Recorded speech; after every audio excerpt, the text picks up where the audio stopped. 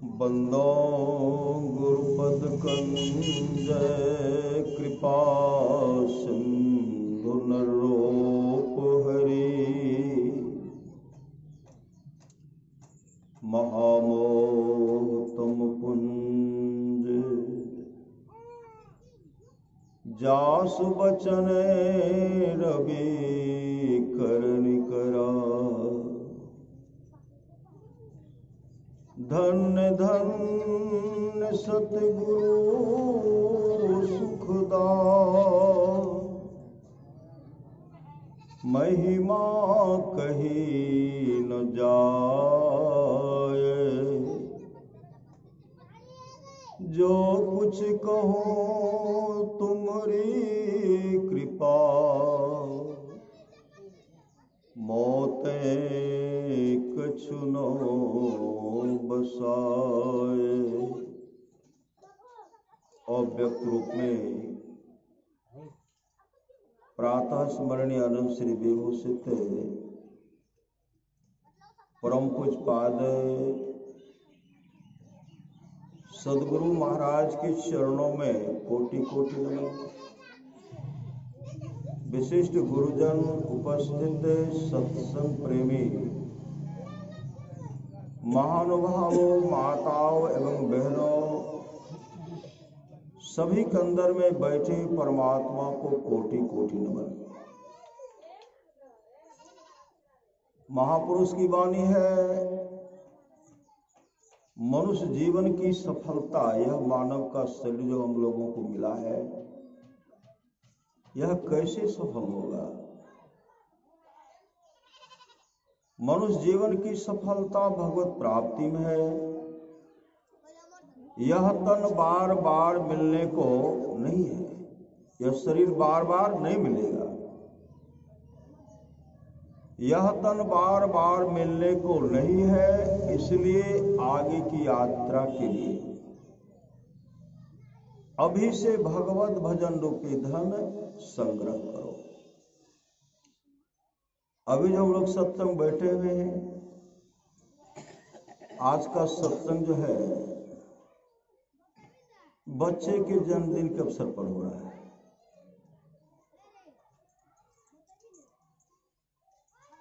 भगवान श्री राम कहते हैं बड़े भाग मानुष तन पावा सुर दुर्लभ है,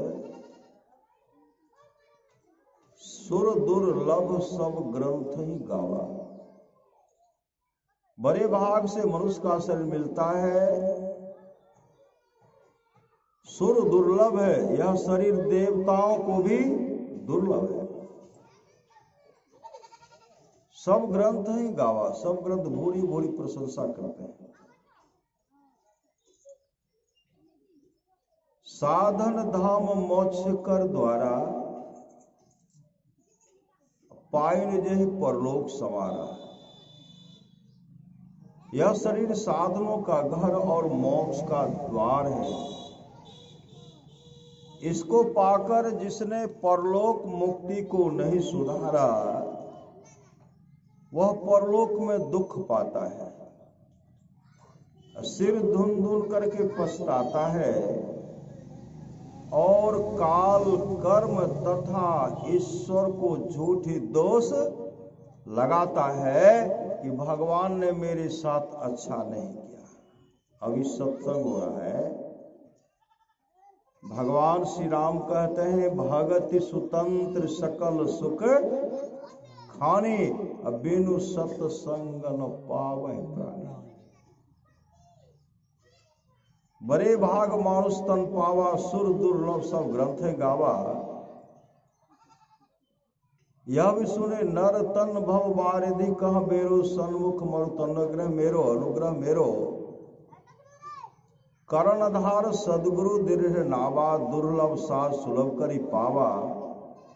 जो न तरे भव सागर नर समाज पाए अशोकृत निंदक मंदमती आत्म अनगति जाए। जौ पर लोक यहाँ सुख चाहूं सुनि मम बचन हृदय दृढ़ गहूं। सुलभ सुखद मार्ग यह भाई भगति मोर पुराण श्रुति गाई। भगति सुतंत्र सकल सुख खाने, बिनु सत्संग न पावे प्राणी।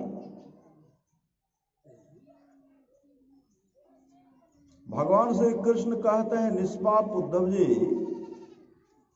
कोई कितना भी अश्वमेध जप कर ले, कृष्ण चंद्रन आदि आदि व्रत कर ले, उसके द्वारा में सुलभता से प्राप्त नहीं होता। बस एक सत्संग ऐसा जरिया है जिसके द्वारा में सुलभता से प्राप्त हो जाता, उस भक्त के बस में हो जाता और उस भक्त का परम कल्याण हो जाता है।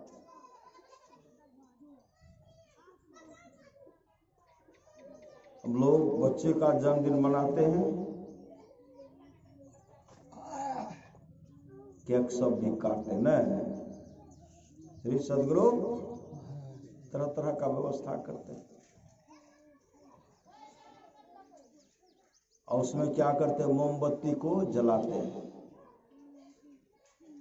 और जला करके क्या करते, केक क्यों काटे, क्या देते हैं, एक चाकू देते हैं। श्री सदगुरु प्लास्टिक का भी चाकू चला है, उससे काटो। कटवाने का मतलब हुआ हिंसा। श्री सदगुरु मोमबत्ती जलवाए, अब बच्चा से कहते इसको बुझाओ, फुकवाते न है, जैसे उसको बुझवाते हैं तो प्रकाश तो उसके जीवन में फैला हुआ, प्रकाश मोमबत्ती जलाए प्रकाश फैला, और उसको कहते फूको, बुताता है, बुताते हैं, बुझावाते हैं, अंधकार हो गया, अंधेरा नहीं हुआ। तो महापुरुष की वाणी है, मोमबत्ती दीप जलाते हैं लेकिन बच्चे से उसको बुझवाइए मत। घर को बैलून से पटाखा से सजाते हैं ना, और कहते फोड़ो, सब फोड़ देते। बहुत जगह मौका मिलता हम लोग को, बहुत सजा रहता। श्री सदगुरु बैलून सजा हुआ उसको पटापट पटापट फोड़ देते, उसको नहीं फोड़ना चाहिए। कोई तो गोली सिक्सर छोड़ते हैं, श्री सदगुरु बंदूकें छोड़ देते हैं, यह सब नहीं छोड़ना चाहिए। जन्मदिन के अवसर पर ऐसे बहुत हैं, बहुत क्या करते हैं, मांस मछली का प्रयोग करते हैं, मनाते हैं बच्चे का जन्मदिन, हिंसा हुआ। हिंसा नहीं होनी चाहिए। उसके लिए सबसे अच्छा है सत्संग। आप सत्संग कर लीजिए, सत्संग कीजिए। भगवान कृष्ण का जन्मदिन मनाया जा रहा था, आप लोग जानते होंगे। माँ यशोदा घर में भी सजाई, घर को सजाया, घर को सजा करके चले गए जमुना नदी के किनारे। और जमुना नदी के किनारे में दीप, मोमबत्ती नहीं था। श्री सदगुरु दीपक जलाए, जला रहे, प्रकाशमय हो रहा है, जगमगा रहा है। किसी किसी दीप को पानी के धारा में भी, जमुना की धारा में भी छोड़ते हैं, बह करके जा रहा है।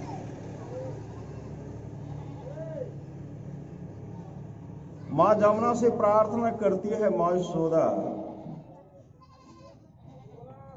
मेरा पुत्र जो है, मेरा पुत्र का जीवन मंगलमय हो, दीर्घायु हो। माँ जमुना से प्रार्थना करती है। दीपक जला करके माँ आगे बढ़ रही है, पीछे से भगवान कृष्ण को उठा करके अपने पीताम्बरी में रख रहे हैं, उठा कर पीताम्बरी में।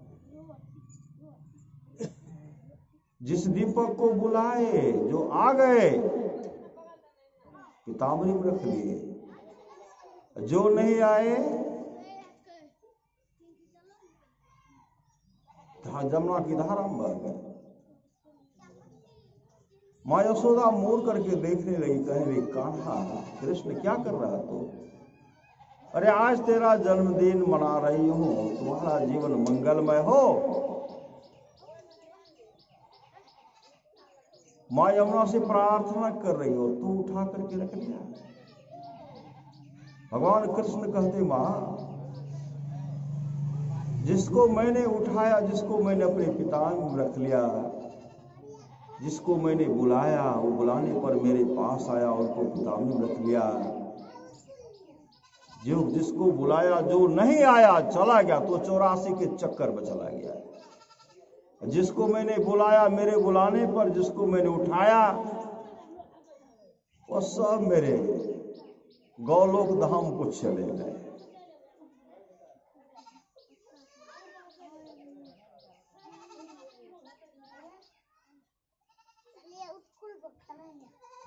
अभी सुन रहे थे गुरु महाराज की वाणी सुन रहे थे, मानव का शरीर मिला, ध्यान भजन कीजिए। या ध्यान भजन ही न लहियो न प्रभु धन। जो ध्यान भजन से हीन रहेंगे प्रभु धन की प्राप्ति नहीं होगी। प्रभु का धन है सत्संग नित्य और ध्यान नित्य। संलग्नता के साथ कीजिए। परमाराज सद्गुरुराज कहते जो निज घट रस चाहो तो अपने को 5 पाप से हरदम खूब बचाओ। है एक झूठ रसा है दूसर, तीसर नारी पर के हो, चौथी चोरी, पंचम हिंसा, दिल से इन्हें अलगाहो।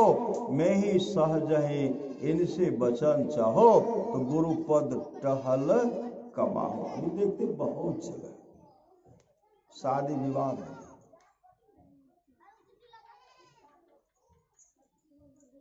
मछली मांस का भी व्यवस्था करते हैं, कच्चा पक्का कई मीठा रसगुल्ला का भी व्यवस्था करते हैं। आदि आदि सुंदर सुंदर भोजन। शुभ काम में हिंसा होती है, हत्या होते हैं, जीव का हत्या करते हैं। इस तरह जो करने वाले कौन है? सब राक्षस प्रवृत्ति के लोग, जो राक्षस हैं। राक्षस कहिए, विवाह को शुभ कहा नहीं कहा गया, शुभ।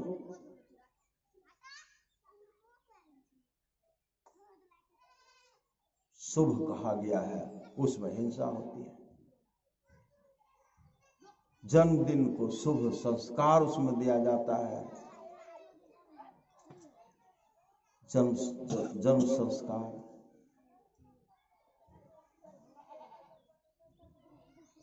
मुंडन संस्कार आदि आदि विवाह संस्कार, कई प्रकार का संस्कार है।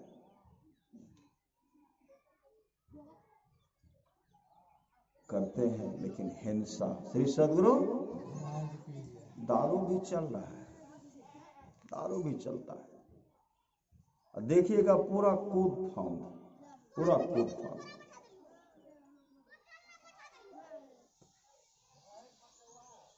हम लोग पूरा जोर लगा देते, नहीं लगा देते हैं, पूजा पाठ में जोर लगाते हैं। आज तक देखें सत्यनारायण भगवान की कथा में कहीं हिंसा क्यों हुआ है? श्री सद्गुरु इधर क्या हो रहा है? सत्संग में कहीं हिंसा हुई है? कहीं नहीं। भागवत कथा में कहीं हिंसा है? कहीं नहीं।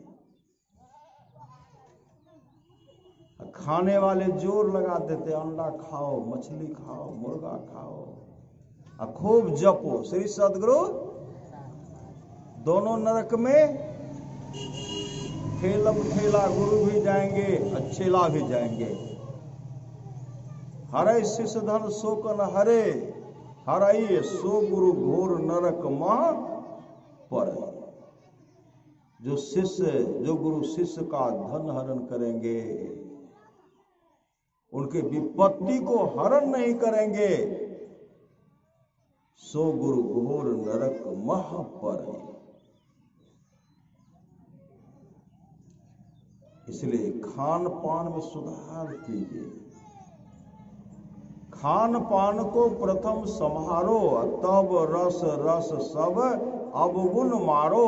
भजन करना है तो भोजन सुधारो। कभी स्वाद में पड़कर भजन न बिगाड़ो। जिह्वा स्वाद में पड़ करके कभी अपने संसार को मत बिगाड़िए, संसार को मत बिगाड़िए। थोड़ा लालच देते हैं, नहरा में भी लालच देते ससुराल में ने श्री सदगुरु कथीर ये भतीजा के मुंडर दिए की दिलक तो उधर से सत्संगी भी उधर से बकरी को लेके चले आते। एक जगह देखे श्री सदगुरु पूर्णिया से आ रहे थे, देखते सब तो सच्चा रहा हो अपने गांव का है, एक सत्संगी भी है उसमें। कल के हे पुतोह के दिल के कल खोल के उतारू अकबरपुर से उधरे के एकरा उतार के बलाय दलक या श्री सदगुरु अपन बलाय टायर के यहाँ दलक, उतार दियो नहीं तो भेजाओ जाओ। क्या भेजाएंगे गोद में लिए कर देखे कल कल तो काल हो गया। श्री सदगुरु संत कबीर साहब कहते काल करो सो आज करो सो अब, पल में परले होएगा बहुरी करोगे कब। कबूतर भी पूछते हैं सत्संगी सब। श्री सदगुरु अब बेच दिए और सत्संग कराएंगे, क्या होगा? खिला देंगे मिठाई, क्या होगा? पाप होगा कि पुण्य होगा? बकरी पाठा बेच दिए, अच्छा इतना व्यक्ति चलो इतना 1 किलो मिठाई लाते उसका खिला दिए, क्या हुआ? किशनगंज में काट दिया गया उसको, हम लोग खा लिए श्री सद प्रसाद, क्या हुआ? पाप बनता है। पवित्र की कमाई से पवित्रता की कमाई खाइए। श्री सदगुरु विचार कीजिए। आप लोग जानते हो कि धराहरा परमाराज सदगुरु महाराज का भी पदार्पण हुआ था। वहां एक व्यक्ति क्या किए, सत्संग चल रहा था, ध्यान से का कार्यक्रम था। एक आदमी क्या कहा, हम चूरा दही का भंडारा करेंगे, चूरा दही का सत्संग हुआ। उसमें गुरु महाराज भी थे, श्रीधर बाबा थे। चूरा दही का भंडारा हो गया, व्यवस्था आ गया, सब दही चुराया, सबको बैठा करके श्रीधर बाबा क्या कि सबको पत्तल चढ़ा दी। पत्तल चढ़ा करके उस पर चूरा दे दिए, और चूरा दे करके दही भी दे दिए, और चीनी भी दे दिए। एकाएक याद पड़ गया कि गुरु महाराज को तो नहीं पूछे, आप लोग ठहरिए, अब नहीं खाइएगा। श्री सदगुरु नहीं खाइएगा, हम गुरु महाराज से पूछ कर कहते हैं गए हुजूर एक व्यक्ति जे छे ने, एक भक्त चूरा दही लावलकै भंडारा होनी दे रहल छे। गुरु महाराज कहलकै चूरा दही को लौटा दो। आए, चले आए, फिर गए, हुजूर पत्ता दे दिलकै, कहलकै पत्ता को हटाओ। फिर आए, यहाँ आए, हुजूर वे पता चूरो दे दिलकै, चूरा को भी हटाओ। फिर आ गए, हुजूर ओहि में दहियो दे दिलकै। गुरु महाराज कहते जब दही दिए दिया तो चीनी काहे नहीं दिया? चीनी तो दिए दिए थे। श्री सदगुरु चीनी काहे नहीं दे दिया? लाइए पहले। गुरु महाराज मंगाए, चूरा दही मिलाए, ऐसे सान करके लिए, एक गिलास लिए, कहते जाइए खिला दीजिए। परोसा तो पहले से था, चूरा तो पानी दे करके पूरे फूल गया था। श्री सदगुरु झटाझट खा लिए, फटाफट खाए। जब रात हुआ, गुरु महाराज के पाखाना से सिर्फ खून गिरा, कोई दही चूरा नहीं, सिर्फ खूने गिरा। सब भक्त काफी उदास हो गए, श्रीधर बाबा काफी उदास हो। डॉक्टर को बुलाया जाए, ऐसे किया जाए। गुरु महाराज कहते देखो जी, ऐसे लोगों का भंडारा था। श्री सदगुरु महाराज की यह क्या किया था? एक आदमी का हत्या किया था। मर्डर केस में वह फंस गया था। वह प्रार्थना किए कि गुरु महाराज अगर मर्डर केस में बच जबे न तो हम चूड़ा दही के भंडारा देव। वही दिया, बच गया, वही भंडारा दिया। यहां तो बच गया, लेकिन परमात्मा के दरबार में कभी बचेगा?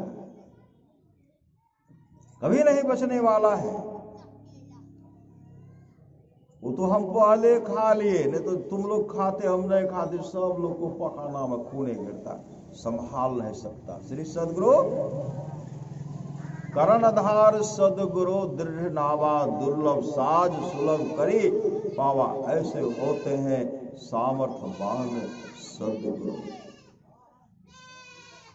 हम लोग गचते हैं श्री सदगुरु, कुछ गच लेते हैं। खेत रजिस्ट्री ने भेले या गुरु महाराज भंडारा दो, सत्संग करो, अच्छा ये ठीक है श्री सदगुरु, ठीक है। बीमार पड़ गए उसमें भी गच लेते, गचते हैं, तरह तरह से गच लेते हैं। एक माई थी, उसका एक पुत्र था, वह बीमार पड़ गया था। वह जब बीमार पड़ गया, गुरु महाराज के तस्वीर के सामने रो करके कहने लगी, गुरु महाराज अगर हमारी लड़का ठीक भै जेते ने, आम के अम्मट, अम्मट जे कहै छै, वो अहाँ के हमें बनाए के अहाँ के खिलेबे, अहाँ के भेजबे। आम के अम्मट, अम्मट। लड़का उसका हो गया ठीक, आम का अम्मठ बनाए, ऐसे आम खरीदे, इसी जहां जहां मिला व्यवस्था की, अम्मठ हो गया, झरघरे कुछ हो गया। लेके चले गए कुप्पा घाट। श्री सदगुरु कुप्पा घाट चले गए। जैसे भक्त सब शिष्य सब के सामने में रखते, क्या है? तो आम का अम्मठ है। कैसा? आम का अम्मठ। अचार का नाम सुनिए, जिससे पानी गिरेगा, नहीं गिरेगा? अम्मट देखते आम का अम्मट है, जिससे पानी गिरने लगा। सब लेकर के क्या किए? सब खाए। श्री सदगुरु सब बीमार पड़ गए। सब जो जो शिष्य थे, जो जो खाए, काफी बीमार पड़ गए। गुरु महाराज के पास खबर, हुजूर सबके मौन दब छे, सन्यासी आर जे आश्रम में सबके क्या खाया था? कोई कहते हुजूर जे भोजन बने छे वह निकल कर, और नहीं कुछ खाया था। और क्या खाया था? कोई भक्त कुछ लाया था? हाँ हुजूर लाभ लगे राम के अम्मठ लाभ लगे। क्या था उसमें? कल के एक बूढ़ी रहे, ओकर बेटा बीमार पड़ गए, वो गछलके रे, गुरु महाराज हमर बेटा के मन ठीक हेते तमाम के अम्मठ खिलेबे। तो वह नने आले से हम रेर के खाए गेलिए सबटा मिलकर। कल के कुछ नहीं रखा मेरे लिए, कुछ है तो लाओ। नहीं हुजूर कहाँ रख लिए। कल के जो मेरे निमित्त लाता है, अरे तुम ही लोग खाता, हम खाते हैं, कम से कम हमको दिखला तो देता। खा लिया तो तुम बीमारी को खाया। कई दिन के बाद ठीक हुआ। श्री सदगुरु इसलिए खान पान में सुधार रखिए।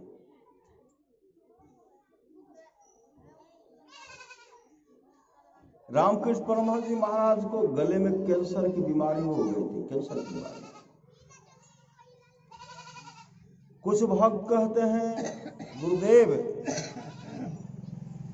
आप इतने पहुंचे हुए संत सदगुरु हैं, फिर भी आपको ये बीमारी है। आपको तो इस तरह की बीमारी नहीं होनी चाहिए। जब बीमारी हो गई है तो गुरु महाराज आप मां काली से प्रार्थना कीजिए कि आपकी रोग बीमारी दूर हो जाए। रामकृष्ण परमहंस जी महाराज कहते देखो जी, इस तुच्छ बीमारी के लिए मां से प्रार्थना करो, मैं जो वर्षों का तपस्या किया उसको मैं बर्बाद करूं? तो हुजूर को इस तरह की बीमारी क्यों हो गए? रामकृष्ण परमहंस जी महाराज कहते, देखो जी, मैंने तुम लोगों का पाप खाया है, तुम लोगों का पाप खाया है। इतने बड़े दयालु होते हैं सामर्थ्यवान सदगुरु। भजु मन सतगुरु दयाल, काटे जम जाला। जम के जाल को काटने वाले सामर्थ्यवान सदगुरु होते हैं। गुरु ही तू है, गुरु पितु है, गुरु ही जीव के मितु है। गुरु सम कोई नहीं दूजा, जो जीवों को उधारा है। गुरु की नित्य कर पूजा, जगत इन सम नहीं दूजा। मैं ही को आन नहीं सूझा, फकत गुरु ही आधारा है। जितने तारे गगन में उतने शत्रु होए, जाप कृपा गुरुदेव की, बाल न बाका हो। इसलिए एक आसरा भरोसा सदगुरु पर रखिए।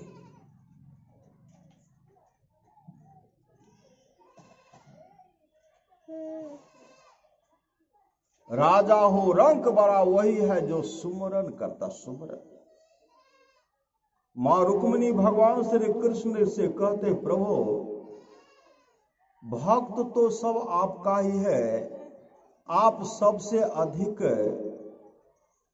अर्जुन को क्यों चाहते हैं?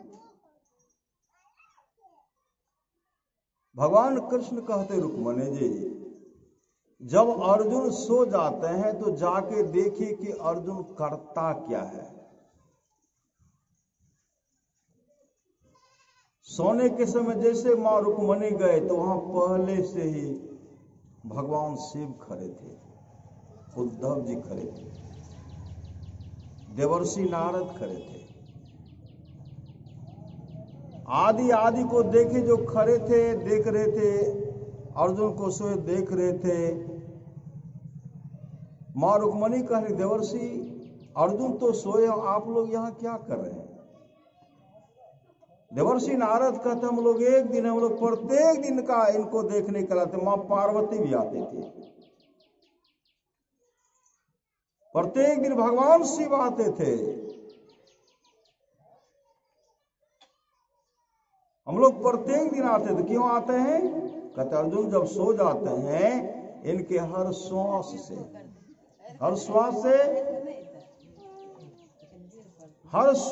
से हे कृष्ण, हे कृष्ण, हे कृष्ण का उच्चारण होता है। हमेशा उस मंत्र का उच्चारण होते रहता है। हर रोम से हे कृष्ण का उच्चारण होता है। उसको देखने के लिए आते हैं। मां रुक्मिणी वहां गए, फिर भगवान श्री कृष्ण से नहीं कहते हैं आप इसका उत्तर दीजिए। उनको उनके प्रश्न का तो उत्तर तो वहीं मिल गया। देवर्षि नारद गए एक बार भगवान कृष्ण का दर्शन करने के लिए। जब दर्शन करने के लिए गए, मां रुक्मिणी रसोई घर में रसोई बना रहे थे। मां रुक्मिणी रसोई बना रहे थे। देवर्षि नारद इधर उधर देखते हैं तो भगवान कृष्ण को नहीं देखते हैं। देवर्षि नारद मां रुक्मिणी से कहते हैं, आप रसोई घर में अकेले रसोई बना रही हैं, प्रभु कहाँ हैं? मां रुक्मिणी इशारा किए कि प्रभु पूजा घर में ध्यान कर रहे, पूजा घर में ध्यान कर रहे।